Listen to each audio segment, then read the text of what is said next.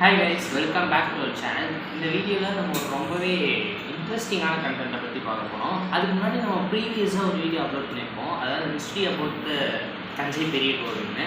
அந்த வீடியோவில் நம்ம தஞ்சை பெரிய கோவிலை பற்றின அது தெரிஞ்சுக்க முடியாத பல உண்மைகள், இன்னமும் ஆராய்ச்சி பண்ணிட்டு இருக்க பல விஷயங்கள் எல்லாத்தையும் நம்ம அந்த வீடியோ மூலமாக நீங்கள் பார்த்துருப்பீங்க. ஸோ பார்க்காதவங்க அதுக்கான லிங்கை நான் கீழே கமெண்ட்ஸில் பின் பண்ணிவிட்டேன். ஸோ அதையும் போய் பாருங்கள். இந்த வீடியோவில் என்ன கண்டென்ட் பார்க்க போகிறோம் அப்படின்னா, இப்பயே சொல்ல வேண்டாம், வீடியோ பார்க்க போகிறோம்.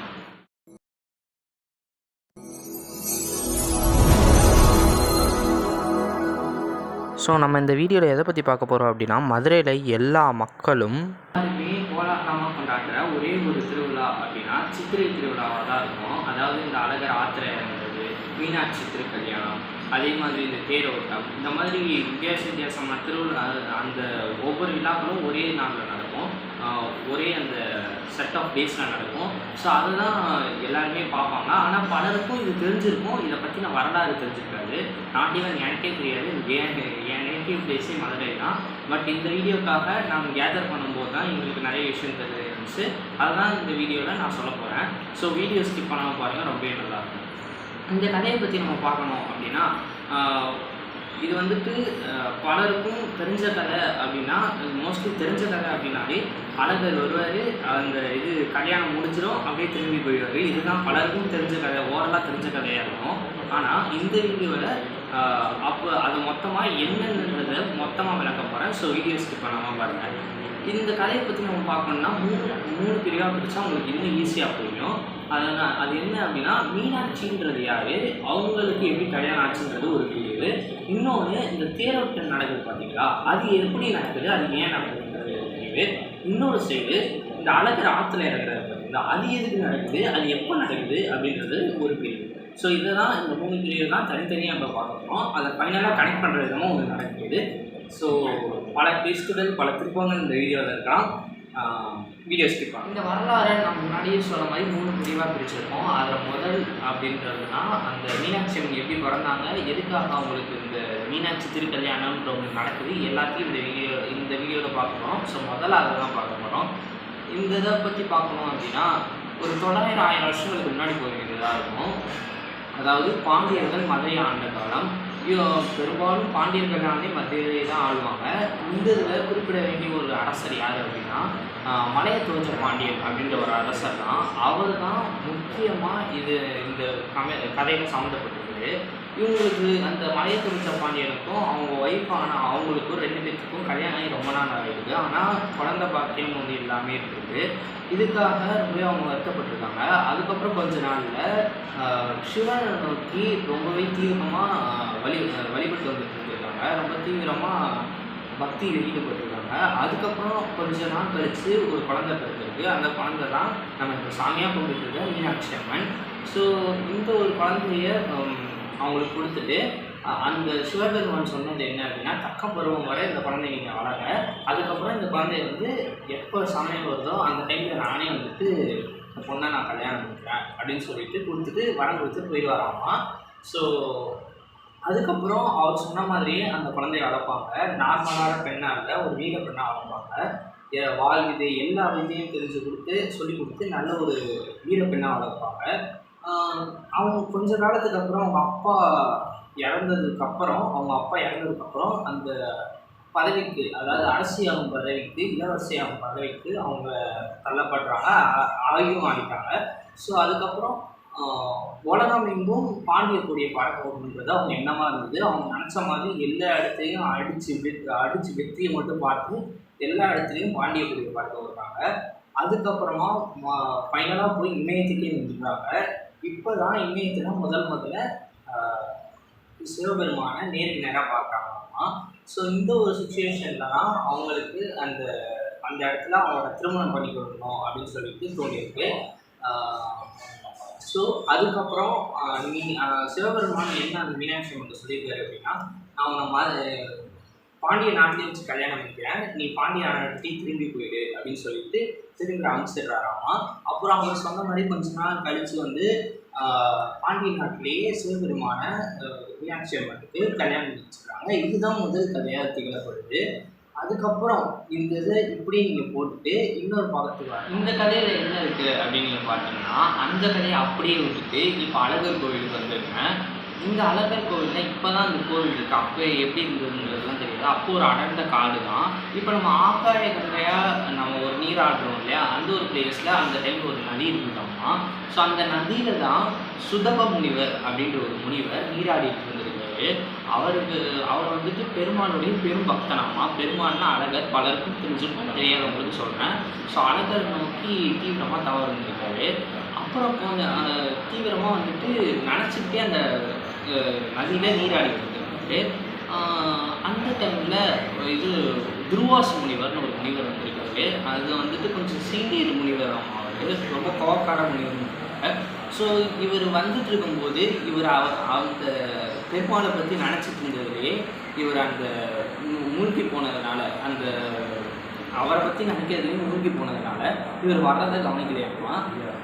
நம்ம வரோம், நம்மளுக்கு வணங்காமல் இவன் பாட்டுக்கு குடிச்சிட்டு இருக்கானே, நீராடிட்டு இருக்கானே அப்படின்னு சொல்லிட்டு நீ தவளையாக போயிடு அப்படின்னு சொல்லிட்டு ஒரு சாபம் கொடுத்துருவாரு. அதுலேருந்து அந்த சுதப முனிவர் அப்படின்னு சொல்லக்கூடிய அந்த ஒரு முனிவர் மண்டுக முனிவராக மாறிடுறாரு, தவளையாக மாறிடுறாரு. ஸோ இதனால அவர் என்ன கேட்குறாருன்னா, நான் வந்துட்டு கவனிக்காமனா இல்லையே முனிவரே, நான் வந்துட்டு பெருமாளை தான் பற்றி நினச்சிருக்கேன், எப்படியும் அது ஏன் தப்பு தான், இதை விமோசனம் கொடுக்கறதுக்கு என்ன பண்ண முடியும் அப்படின்னு சொல்லிட்டு அவர்கிட்டயே இது கேட்டிருக்காரு. ரொம்ப வணங்கி கேட்டதுனால அவர் தான் சொல்லியிருக்காரு, நீ இவ்வளோ நேரம் பெருமாளை பற்றி நினச்சிட்டு இருந்தால, நீ வந்துட்டு மதுரை வைகை ஆறு நீ போய் அந்த இடத்துல போய் தவங்குரு, அந்த நதிக்குள்ளே போய் தவங்குரு. அதுக்கப்புறம் கொஞ்ச நாள் கழிச்சு அந்த பெருமானே வந்து உனக்கு விமர்சனத்தை கொடுக்கும் அந்த மாதிரி சொல்லிட்டு அந்த துர்வாச முனிவர் கிளம்பி வந்துடுறாரு. இந்த ஒரு வண்டூக முனிவரான அந்த தவளையும் அந்த நதிக்குள்ளே போய் தீவிரமாக பெருமாளை நோக்கி தவம் இருக்காரு. கொஞ்ச நாளுக்கு அப்புறம் பெருமாளும் இந்த ஒரு செய்தியை தெரிஞ்சுக்கிட்டு அந்த அழகரான பெருமாளும் அந்த அழகரும் வந்து வண்டூக முனிவருக்கு இந்த ஒரு சாப விமர்சனத்தை கொடுக்கணும்னு சொல்லிட்டு அங்கேருந்து அழகர் கோவிலேருந்து கிளம்பி வராராமா. ஸோ கிளம்பி வந்துட்டு இருக்கும்போது அந்த வண்டூக முனிவருக்கு விமர்சனம் கொடுக்கறதுக்காக கிளம்பி வராரு. இப்போலாம் உங்களுக்கு புரிஞ்சிருக்கும், அப்போ இந்த சமயத்தில் தான் மீனாட்சியோட திருக்கல்யாணம் நடந்திருக்கு, தன்னோட தங்கச்சியான மீனாட்சியோட திருக்கல்யாணம் நடந்திருக்கு. ஸோ அப்படியே வந்துட்டு அட்டன் பண்ணிட்டு வரலான்னு போகிறாரு போல் அப்படின்னு கேட்கலாம். அது உண்மையான கதை கிடையாது. என்னடா உண்மையான கதை கிடையாதுன்னு சொல்றியே அப்படின்னு நீங்கள் பார்த்தீங்கன்னா, ஆமாம், அது உண்மையான கதை கிடையாது. ஏன் அப்படின்னா அழகர் வெறும் மீனாட்சி அம்மன் அவங்களுடைய கல்யாணத்தை அட்டன் பண்ண வரவே இல்லை. ஆக்சுவலாக அவர் எதுக்காக வந்தார் அப்படின்னு பார்த்தா, அந்த வண்டூக முனிவராக ஒரு தவளை தவம் இருக்காரு பார்த்தீங்களா, அவருக்கு சாப விமர்சனத்தை கொடுக்க மட்டும்தான் அவர். ஸோ அந்த ஒரு வண்டூக முனிவர்னு சொல்லப்படக்கூடிய அந்த முனிவருக்கு இது சாப விமர்சனத்தை கொடுத்துட்டு அழகர் போயிடுவாருன்றது தான் உண்மையான கதை. என்னடா சொல்கிற, நீ ஒரு புது விதமான கதை சொல்கிறீங்கன்னு கேட்டால், இதுக்கு ஒரு ரொம்பலாம் பின்னாடி போக தேவையில்ல, ஒரு 350 வருஷங்களுக்கு பின்னாடி போக வேண்டியதாக இருக்கும். இந்த சுச்சுவேஷன், அதாவது நம்ம பிரிட்டிஷ் ஆண்டாத பார்த்தீங்களா, அதுக்கும் முன்னாடி போக வேண்டியதாக இருக்கும். ஒரு 350-400 வருஷங்களுக்கு கூட வச்சுக்கோங்க. அதுக்கும் அந்த டைமில் சொல்லப்படக்கூடிய கதை என்ன அப்படின்னா, இந்த ஒரு அழகர் அப்படின்றது தன்னுடைய தங்கச்சியோட கல்யாணத்துக்காக சீர்வரிசை நகை நட்டு எல்லாத்தையும் எடுத்துகிட்டு போகிறதுனால அங்கே அவுட்டர்லேருந்து எடுத்துகிட்டு வரணும் இல்லையா, அந்த அழகர் கோவிலேருந்து எடுத்துகிட்டு வரணும் இல்லையா. ஸோ அந்த சமயத்தில் நிறைய இந்த திருடர்கள் தான் அந்த டைமில் கள்ளர்கள்னு சொல்லுவாங்க. ஸோ கள்ளர்கள் நிறையா இருப்பாங்க, அதனால் நம்மள்கிட்ட இருந்து அதை திருடிக்கவும் வாய்ப்பு இருக்குன்னு சொல்லிட்டு அவரும் கள்ளராக வேஷம் போட்டு வந்ததாகவும், அந்த சமயத்தில் அவர் எதிர்பாராத விதமாக நிறைய பக்தர்களுக்கு காட்சி தர வேண்டியதாக போயிடுச்சு. இது ஒரு காட்சி தர வேண்டியதாகவும் போயிடுச்சு. இதுதான் காரணம்னு சொல்கிறாங்க. ஸோ கொஞ்சம் கொஞ்சமாக அவர் ஒவ்வொரு ஊராக அட்டன் பண்ணிட்டு வந்து ஃபைனலாக மதுரை பக்கத்தில் நெருங்கியிருக்காரு. அந்த சமயத்தில் இரவும் ஆயிடுது. மறுநாள் காலையில் எழுந்துச்சு, சரி தங்கச்சியுடைய கல்யாணத்துக்கு கிளம்புன்னு சொல்லிட்டு போகும்போது மதுரையோட என்ட்ரன்ஸில் அவங்க எல்லாருமே வெயிட் பண்ணிட்டு இருந்திருக்காங்க. அதாவது இந்த இவரை ரிசீவ் பண்ணுறதுக்காக, அழகரை ரிசீவ் பண்ணுறதுக்காக. ஆனால் அந்த சமயத்தில் அவருக்கு அந்த சமயத்தில் தான் அவருக்கு தெரிஞ்சிருக்கு, தன்னுடைய தங்கச்சியோட கல்யாணம் முடிஞ்சு போயிட்டு. ஸோ கோபப்பட்டு அப்படியே அந்த வைகை ஆறு மூலியமா நடந்து போயிட்டதா ஒரு கதை சொல்லப்படுது. ஆமாம், நீங்கள் கேட்கலாம் இது உண்மையான கதை தானே அப்படின்னு சொல்லி நீங்கள் கேட்கலாம். இது ஒரு 400 வருஷங்களுக்கு முன்னாடி இருந்து பேசப்பட்ட கதை. தன்னுடைய தங்கச்சியோட கல்யாணம் முடிஞ்சு போச்சுன்னு அவர் போனார் இல்லையா, இந்த டைமில் உங்களுக்கு ஒரு டவுட் வரலாம். அது என்ன அப்படின்னா, அந்த ஒரு பல இடங்கள்ல நம்ம ஒரு பிக்சர் பார்க்குறோமேப்பா, ஒரு ஃபோட்டோ பார்க்குறோமே, அது என்ன அப்படின்னா இந்த சொக்கரு, அதுக்கப்புறம் மீனாட்சி, அதுக்கப்புறம் பெருமாள் 3 பேரும் பெருமாள் வந்து முன்னாடி நின்று கல்யாணத்தை நடத்தி வைக்கிற மாதிரியான நிறைய படங்கள் பார்க்குறோமே, அதுக்கு என்ன அர்த்தம் அப்படின்னு நீங்கள் கேட்டிங்கன்னா, உண்மையிலேயே அங்கே நிற்கிறது நம்மளுடைய அழகரே கிடையாது.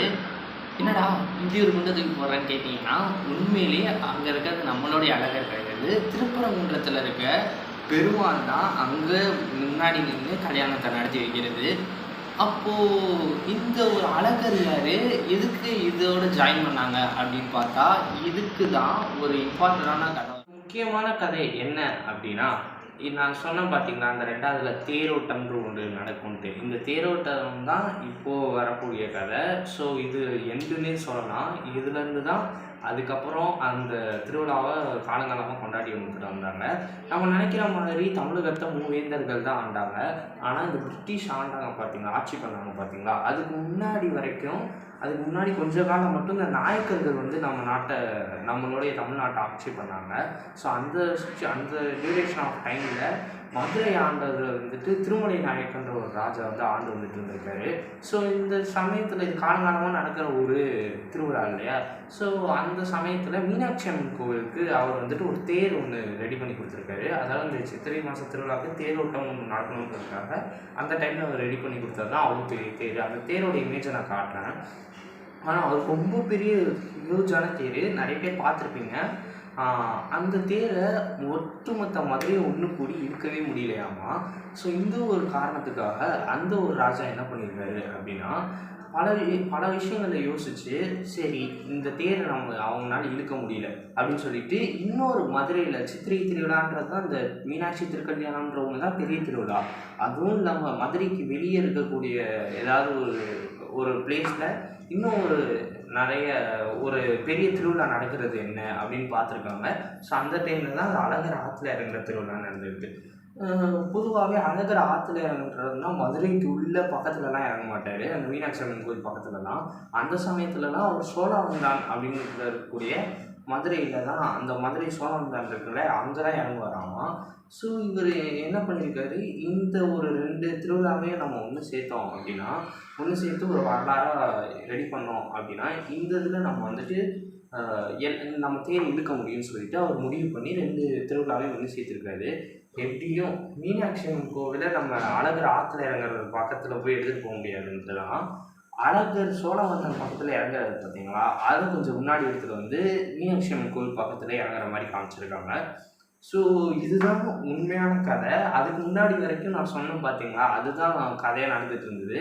இதில் உங்களுக்கு ஒன்று தெரிஞ்சிருக்கும், வேறு மந்தில் வேறு இடங்களில் நடந்த ஒரு விஷயத்த ஆக்சுவலாக அந்த சித்திரை மாதத்தில் தான் இந்த மீனாட்சி திருக்கல்யாணம்ன்ற ஒன்று நடக்கும். அதே மாதிரி இந்த ஆடி மாதத்துல தான், ஆடி அந்த மாதிரி டைமில் தான் அழகர் ஆற்றுல இறங்குறது அப்படின்ற ஒரு இது நடக்கும். ஸோ இந்த சுச்சுவேஷனை எப்படி மாற்றிட்டாங்க அப்படின்றது இந்த நாயக்கர் அதுக்கப்புறம் வந்து தான் மாற்றிருக்காங்க. ஸோ அதுக்கப்புறமும் காலங்காலமாக இதை இப்போ வரைக்கும் அந்த ஒரு இதை தான் பயன்படுத்திட்டு வராங்கன்றது ஒன்று. ஸோ இந்த வீடியோ உங்களுக்கு ஹெல்ப்ஃபுல்லாக என்னென்னா, இந்த வீடியோ எண்டுக்கு வந்துருச்சு. இந்த வீடியோ உங்களுக்கு ரொம்ப இன்ட்ரெஸ்டிங்காக இருக்கும்னு நினைக்கிறேன். பலருக்கும் மீனாட்சி அம்மனுடைய அந்த திருக்கல்யாணம், இந்த அழகர் ஆற்றுல இறங்குறது, இதுக்குடைய வரலாறையும் இந்த வீடியோவிலேருந்து தெரிஞ்சிருக்கீங்க.